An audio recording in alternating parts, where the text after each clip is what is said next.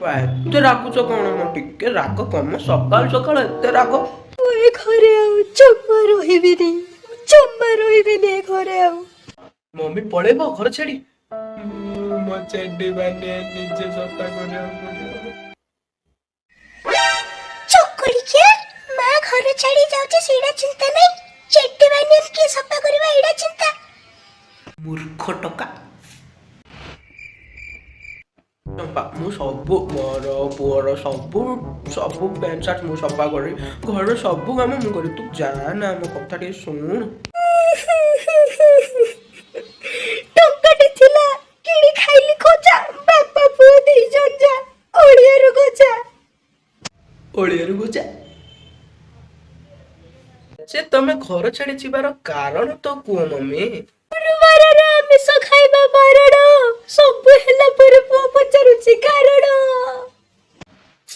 କି ଢେଗ ମାରୁଛ ମ, ତମ ନଜର ନ ଲାଗୁ। ଏତେ ଟେନସନ ରେ ଢେଗ କେମିତି ମାରୁଛ?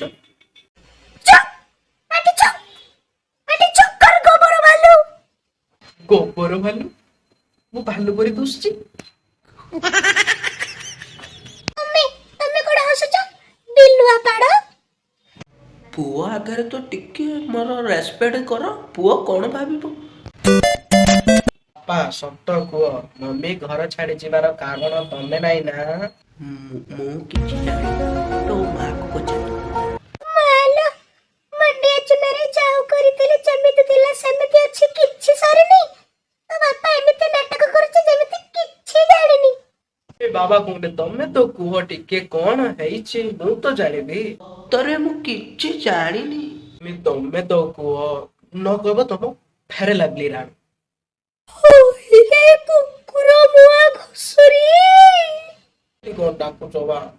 ଆଉ କିଛି ମିଳିଲାନି ରାଣ ପକେଇବା ପାଇଁ, ମୋ ଫେରେ ଲାଭଲି ମିଳିଲା।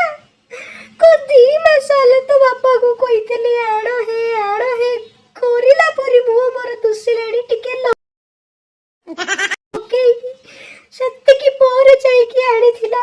ଲାଷ୍ଟ ଫେରେ ଲାଭଲି ରାଣ ପକେଇଲୁ ରେ। ଛାଡ ଏଥର ତ କୁହ ମେନ୍ କାରଣ କଣ? ନାଇଁ, ତୋ ବାପା ନା ଦିନ ସାରା ବାହାରେ ରହୁଛି, ଘରକୁ ରାତି ଆସି ମୋ ହାତ ରନ୍ଧା ବି ଖାଉନି। ଆଉ ରାତିକି ଆସିଲେ ଏମିତି ସେ ଗ୍ୟାସ୍ ଛାଡୁଛି,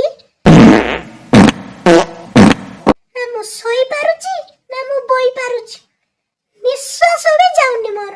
ତମ ସତରେ ଏତେ ବଡ ପାଡୁରା ହେଇଗଲ? ଏ ନାଇଁରେ, କାଲି ଟିକେ ବରା ପାକୁଡି ଅଧିକ ଖାଇ ଦେଇଥିଲି ତ ପେଟ ଟିକେ ବିଗିଡି ଗଲା ଆଉ। ସେଥିପାଇଁ ମତେ କାଲି ରାତିରେ ସାଉଣ୍ଡ ହଉଥିଲା ଯେ ମୁଁ ଭାବିଲି କୋଉ କାମ ଚାଲିଥିବ କି କୋଉ ରେଡିଓ ବାଜୁଥିବ।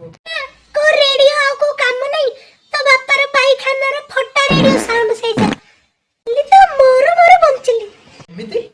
ଓ ବାପାର ସେଇ ସୁଗନ୍ଧ ଭରା ବାସନାରୁ ବଞ୍ଚିବା ପାଇଁ ନାକରେ ତୁଳା ଦେଇଥିଲି, ଶୋଇ ପଡିଲି ଆଉ ନିଶ୍ୱାସ ନେବାର ଛଟପଟ ହେଲି ଆଉ।